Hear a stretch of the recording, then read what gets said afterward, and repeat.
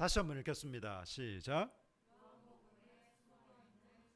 네, 이 창조 이야기는 창세기로부터 사실은 요한계시록까지 성경 전체에 구석구석 골고루 퍼져 있습니다. 그런데 이 창조 이야기의 하이라이트, 그 끝맺음을 요한복음 1장으로 하려고 합니다. 사실 요한복음 1장 1절부터 18절은요, 요한복음 전체의 서론이기도 하고 어떤 의미에서는 성경 전체의 서론이라고 해도 틀린 말이 아닙니다. 여러분 요한복음 1장 1절 맨 앞에 이렇게 시작합니다. 태초에 말씀이 계시니라. 여러분 같이 한번 따라 하실까요? 태초에 말씀이 계시니라. 다시 한번 시작. 태초에 말씀이 계시니라. 여러분 이 말씀은 어떤 말씀이 연상이 됩니까? 창세기 1장 1절 태초에 하나님이 천지를 창조하시니라 라는 말씀이 당연히 연상이 됩니다. 그렇다면 여러분 이 요한복음의 시작과 창세기의 시작이 이렇게 유사하다면 여러분 이 요한복음 1장에서 1장 1절 그리고 1장 1절부터 18절에서 얘기하고 있는 사실 예수님을 소개하면서도 창조에 대한 이야기를 하고 있습니다. 그런데 여러분 저는 이 요한복음 특히 이제 이 구절을 보면서 이 사도 요한께서 이 요한복음을 기록하실 때 정말 놀랍도록 아주 치밀하게 그리고 특별하게 이렇게 구성을 했구나라는 것을 생각하게 되었습니다. 한편으로는 치밀하게 구성된 시적인 글이다라고도 얘기를 할 수 있습니다. 여러분 오늘 목회 칼럼을 보시면 제가 이제 용혜원이라는 분의 사실 이분도 목사님이시긴 합니다. 목사님이시자 또 시인이신데 이분이 쓴 이제 3월에 대한 시를 제가 실어놨습니다. 제가 이제 이번 주에 좀 3월에 대한 시를 어떤 걸 쓰면 좋을까 하고 제가 인터넷으로 여러 3월에 대한 시를 찾아봤습니다. 이혜인 수녀님의 뭐 3월도 있고 여러 시인들의 그 중에 제가 이 시가 제일 제 마음에 와닿았습니다. 요즘 좀 그러시지 않나요? 약간 추운 듯 하면서도 좀 따뜻하고 따뜻한 듯 하면서도 좀 쌀쌀하고 좀 봄 기운이 느껴질만 하면서도 아직은 봄이 안 온 것 같기도 하고 좀 그런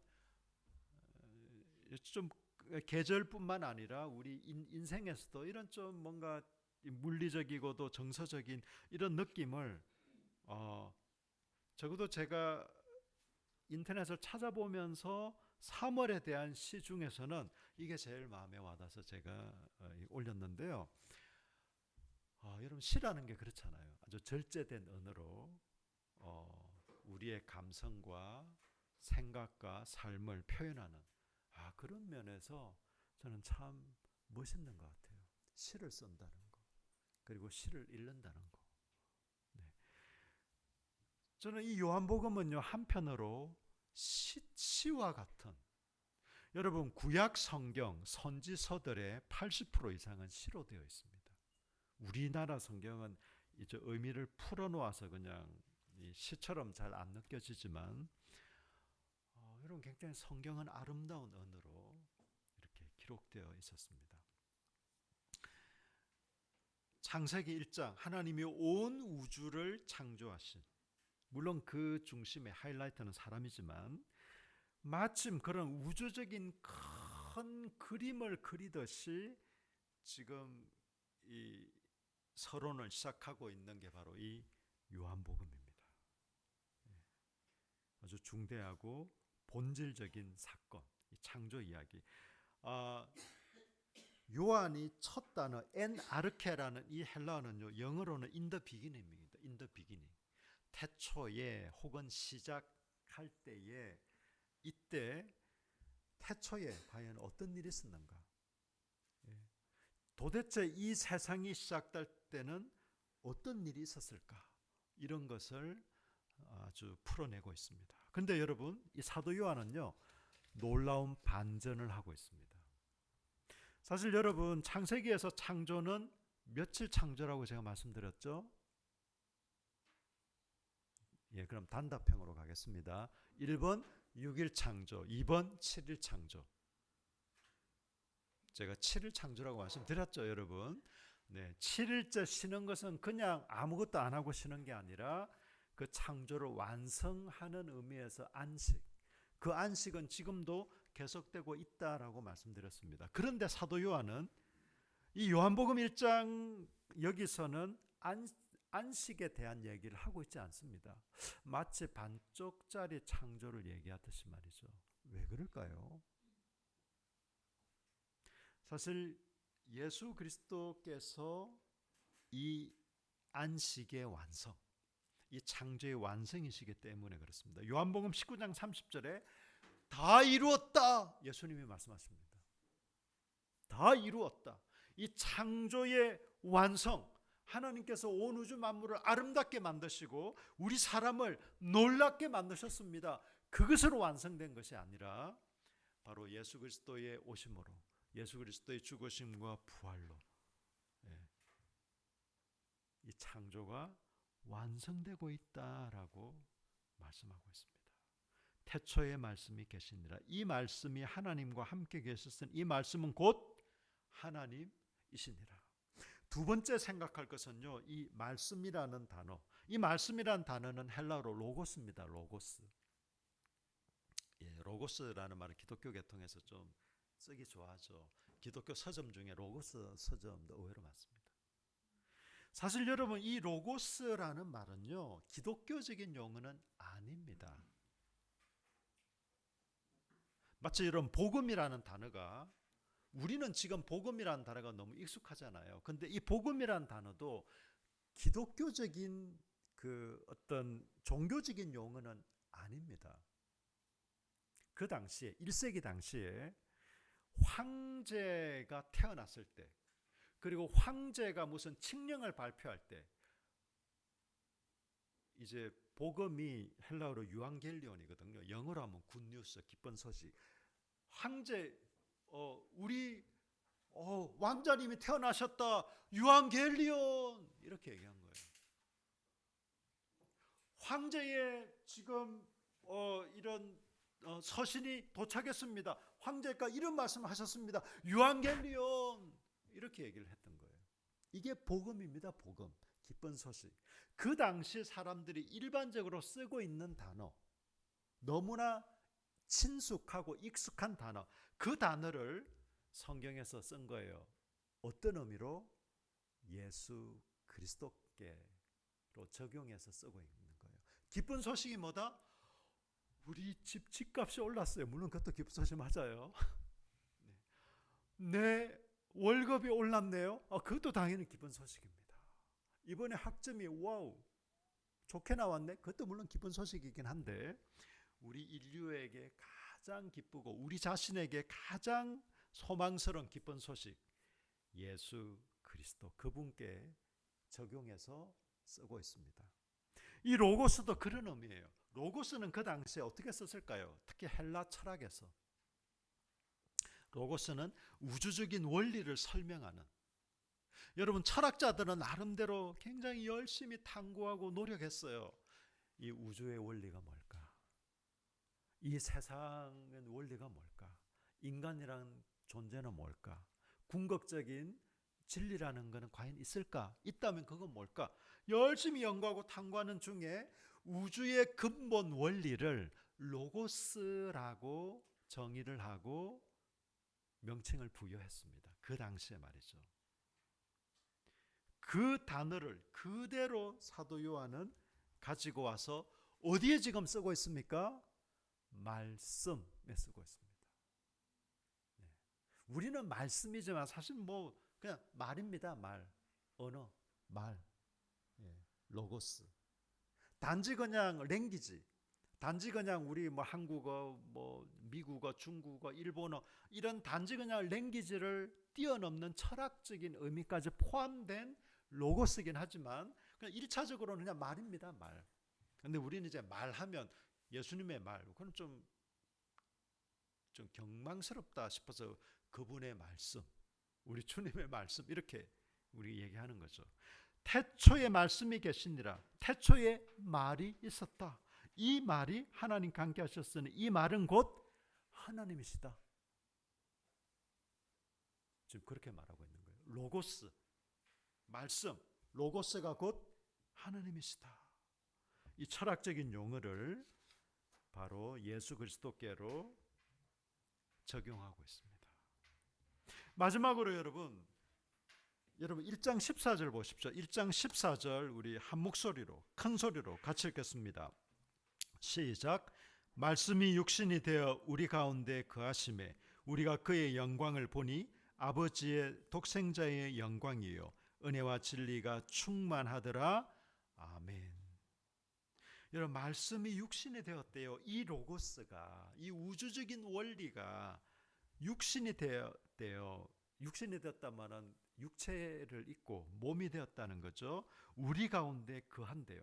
근데 여러분 이 거한다라는 말은요, 어떨 때 사용되는 말이냐면 구약 성경에 성막, 성전에 사용된 단어와 같습니다. 우리 가운데 거하심에, 우리 가운데 머물러 계심에, 우리 가운데 있음에.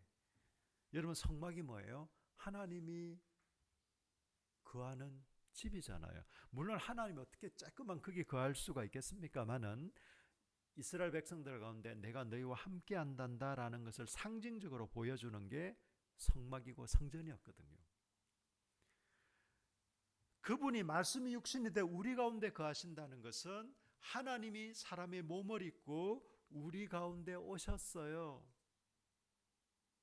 눈에 보이지 않는데 눈에 보이게 되셨어요. 눈에 보이는, 우리 눈으로 볼 수 있는 하나님으로 지금 나타나셨어요 라는 말이 바로 요한복음 1장 14절입니다.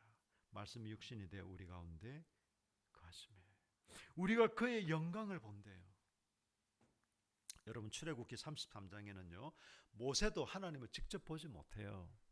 하나님의 등, 실제로 하나님의 사람처럼 등이 있다 이게 아니라, 왜냐하면 직접 보면 다 죽습니다.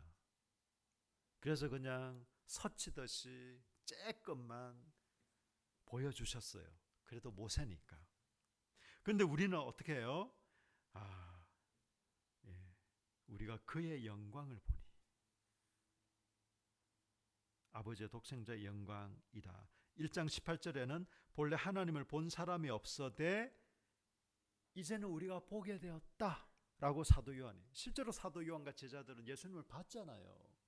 우리는 예수님이 계신 걸 믿고 믿음으로 신뢰하고 인정하지만 우리 눈으로 직접 보지는 않았죠.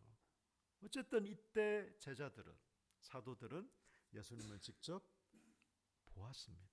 보기도 하고 만지기도 하고 같이 식사도 하고 잔소리도 듣고 말씀도 듣고 그랬습니다. 보고 만질 수 있는.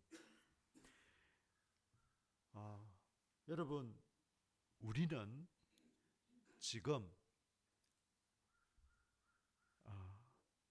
하나님은 저와 여러분의 마음속에 계십니다. 아멘이십니까? 하나님은 우리 중에 계십니다. 우리가 뭘 증명을 할 수는 없어요. 이걸 뭐 과학적으로 어떻게 증명을 하겠습니까? 그러나 여러분 우리는 이것을 믿음이다라고 얘기를 합니다. 여러분 하나님 보고 싶으세요? 이미 우리에게 보여주셨습니다. 여러분 출애굽 사건이 반복되지 않고 예수님이 십자가에 죽으시고 부활하신 사건이 다시 반복되지 않듯이 이미 우리에게 하나님을 보여주신 이 사건 역시도 반복되지는 않습니다.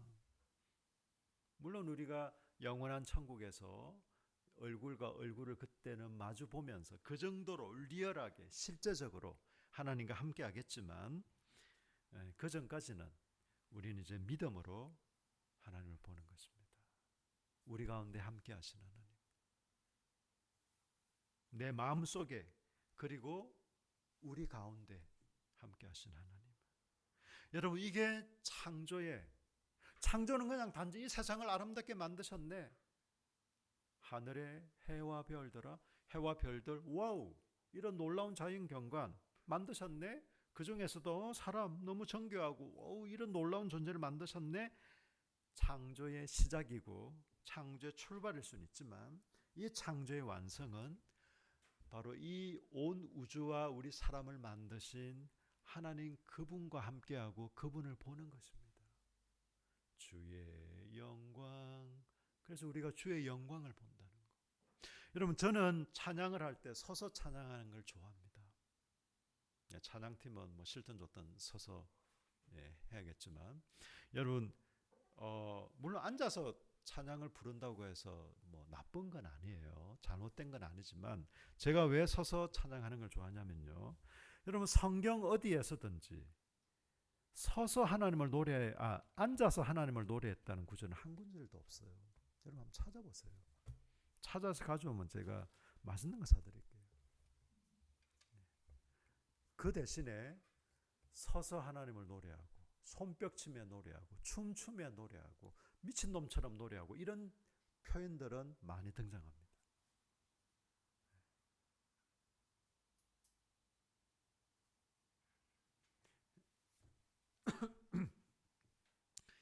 우리 가운데 함께 하신 여러분, 요한복음 1장 17절을 보십시오. 율법은 모세로 말미암아 주어진 것이요 은혜와 진리는 예수 그리스도로 말미암아 온 것이라.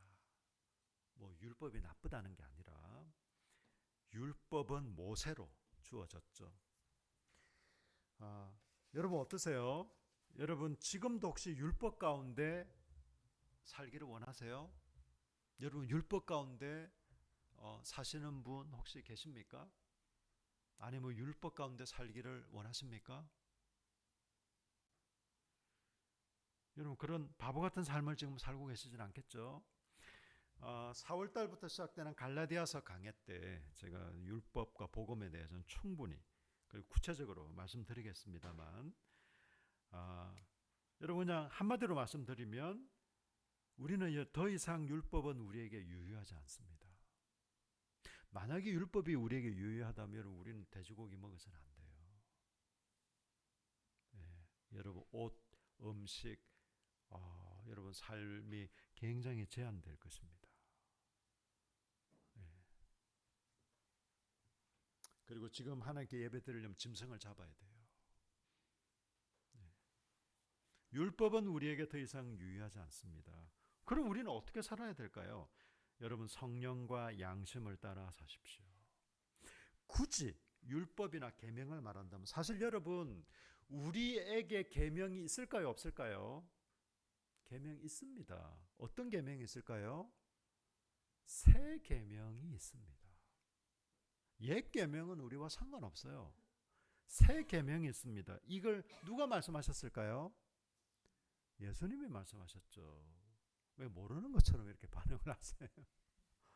예수님이 새 계명을 주셨습니다. 이 새 계명의 특징은요, 우리 돌판에 쓰여져. 이 돌판이란 말은 물론 그 십계명이 돌판에 쓰여졌긴 했지만 단지 그냥 돌이라는 걸 얘기하는 게 아니라 기록되었다 그 말이에요. 그 당시는 파피루스 그런 거겠죠. 지금처럼 종이가 아니라 돌과 파피루스. 그렇게 외형에 밖에 기록되지 않고 새 계명은, 새 언약은 어디에? 우리의 마음속에 기록되었다라고 얘기합니다. 우리의 마음판에 기록되었다. 두 번째 특징은요, 이 새 계명은 두 마디로 얘기하면, 예수님은 두 마디로 얘기하셨어요. 하나님을 사랑하고 이웃을 사랑하라. 뭐 십계명을 요약할 땐 그렇게 하셨지만 예수님도 한마디로 말씀하셨네요. 서로 사랑하라. 네. 그리고 사도 바울은 갈라디아서에서 이웃을 내 몸같이 사랑하십시오. 이게 우리에게 주어진 유일한 계명입니다. 제가 지난번에도 말씀드렸죠. 여러분 이웃을 내 몸같이 사랑하는 거하고 구약 율법 613가지를 지키는 거하고 어떤 게 더 쉬울까요? 제 아내가 며칠 전에 일을 하다가 넘어져 가지고 이 뭡니까 여기 뭐 엉치뼈 부근이라고 합니까? 여기 하여튼 골반 부근에 시커먼 멍이 들었더라고요. 예, 자기가 너무 아프다고 얘기하는데 제가 그래도 맞장구는 쳐줘야 되잖아. 어떻게 했지만 제가 실감은 할 수 없었어요. 왜? 제가 사랑하지 않아서가 아니에요. 사랑하지 않아서가 아니라 내가 안 넘어졌기 때문에 그 실감을 할 수가 없는 겁니다, 여러분. 내가 안 넘어졌는데. 그래도 물론 안 됐다. 어떻게 그 마음은 진심이긴 합니다. 제가 전혀 진심도 아닌데 막 뭐 뒤에서 의심하고 있습니다만 그건 진심이긴 해요. 그렇지만 여러분, 내가 직접 그 일을 겪어보고 내가 직접 당해보지 않고서는요, 그 사람만큼 느낄 수가 없어요, 여러분. 예. 우리가 타인의 고통을 헤아리려고 노력은 해야 되고 그건 맞아요. 그리고 어느 정도 이해하려고 노력하는 건 맞습니다. 그러나 그 사람만큼 느낄 수는 없습니다. 여러분, 이웃을 내 몸과 같이 사랑한다는 이 말을 제가 곰곰이 묵상하면서요, 저는 공포를 느꼈어요. 이게 가능할까? 나보고 어쩌라고? 야, 이걸 할 수 있으면 와, 새 계명은 우리에게 그겁니다. 네 이웃이란 말은 우리의 가족도 포함되고 우리의 친한 친구, 지인도 포함되고 교회 식구도 포함되고 우리 직장 동료도 포함되고 다 그런 거예요. 내가 좋아하는 사람, 나하고 성향이 좀 맞은 사람, 뭐 MBTI 보니까 나하고 아주 잘 맞는 사람, 혹은 나하고 뭔가 뜻이 통하는 사람, 여러분 그런 사람을 선별적으로 그건 여러분 사랑이 아니라 자기 취향을 쫓아 예, 어떤 특정한 사람들의 어떤 이걸 하는 거지. 예수님이 말씀하신 이 이웃은요 그런 게 아니에요. 사람들은 그런 거 좋아하잖아요. 끼리끼리 나하고 좀 맞는 사람들, 내가 좀 좋아하는 사람들, 내가 선호하는 사람들. 그래서 우리 주님이 말씀하신 사랑은 그런 사랑 아닙니다. 심지어는 사랑할 만한 사람을 사랑하는 게 무슨 사랑이냐? 그건 세상 사람들 누구나 다 한다. 내가 말하는 사랑은 그런 거 아니다. 너의 이웃을 네 몸과 같이 사랑하라는 이 말씀, 이 계명이 우리에게 주어진 유일한 계명입니다. 네, 여러분 착각하지 마십시오. 와우, 이제는 그냥 내 마음대로 살아도 되겠네. 요 계명 하나밖에 없네. 구약의 613개 합친 것보다 어쩌면 더 쉽지 않을 수 있습니다, 여러분. 이걸 제가 율법화 시키려는 게 아니고 오늘 우리에게 주어진 것은 이 모세로 말미암아 주어진 구약 율법이 아니라 예수 그리스도 안에 있는 은혜와 진리를 제가 강조하기 위해서 이 말씀을 드린 겁니다. 그래서 여러분 우리에겐 진정한 자유가 있어요. 참된 평화가 있습니다. 그리고 참된 안식이 있습니다. 이게 오늘날 우리 그리스도인들의 삶이고 우리에게 주어진 복입니다. 복. 우리의 좀 경제 상황이 나아지고 우리의 삶의 어떤 여건들이 개선되고 그것도 하나님의 도우신 은혜 가운데 하나 맞습니다. 그런 것도 필요합니다, 여러분. 그냥 마음으로만 그냥 은혜고 감사하고 여러분 우리 몸과 마음은 분리되어 있지 않은데요, 여러분. 우리가 하루에 20시간씩 일에 찌들려서 살면서 여러분 우리의 정서와 우리의 영혼이 만족하기를 바라십니까? 그러기는 쉽지 않을 거예요. 우리는 몸과 마음을 가진 존재이기 때문에 우리의 삶의 여러 환경적인 요소도 우리의 정서적인 요소도 다 필요합니다. 그래서 하나님이 그것도 주시는 거예요. 그것을 포함해서 더 본질적으로 중요한 것은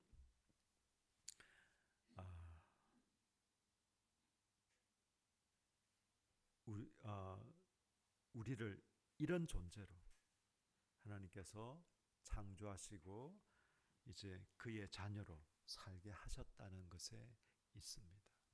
우리에게 참 자유를 주시고 참 평화를 주시고 참 안식을 허락해 주셨습니다. 그래서 여러분, 저는 기도할 때 자유와 평화와 안식을 주신 하나님, 그 하나님께 감사하는 마음이 참 많습니다.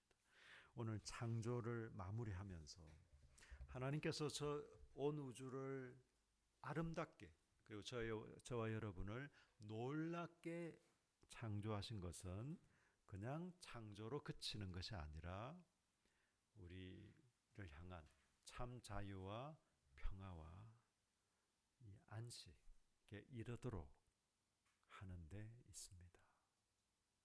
이게 우리의 삶이고 우리의 신분이고 우리의 특권입니다. 여러분, 창조 이야기를 마무리하면서 여러분, 하나님께서 여러분의 각자에게 주신